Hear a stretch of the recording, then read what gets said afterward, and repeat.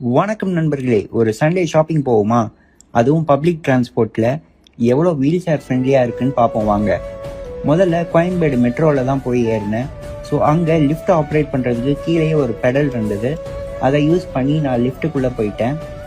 மேலே ஸ்டேஷன் போயிட்டு நமக்கான கவுண்டர் எங்கே இருக்குது, நம்ம எங்கே ஆக்சசபிளாக கவுண்டர் இருக்குதுன்னு பார்த்தேன். வீல் சேர் யூசர்ஸ்க்குனே தனியாக ஒரு கவுண்டர் இருந்தது.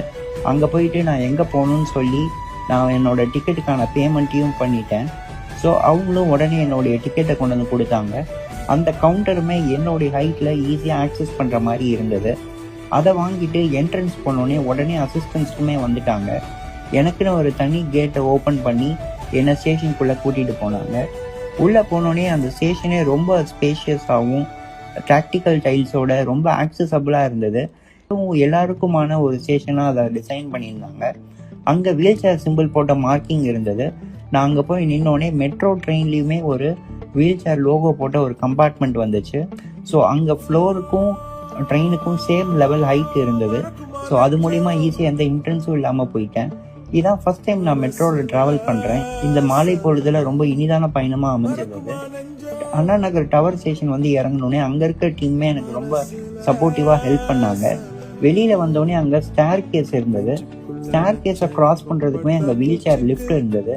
அதுவுமே நான் ஆக்சஸ் பண்ணுற வகையில் பட்டன்ஸ் எல்லாமே நான் ஆக்சஸ் பண்ணுற ஹைட்லேயே இருந்தது. ரொம்ப சந்தோஷமாக இருந்தது. அண்ட் அதை யூஸ் பண்ணி நான் பாத்வேக்கு வந்துட்டேன். அங்கேருந்து கொஞ்சம் தூரத்துலேயே ஒரு பஸ் ஸ்டாப் இருந்தது.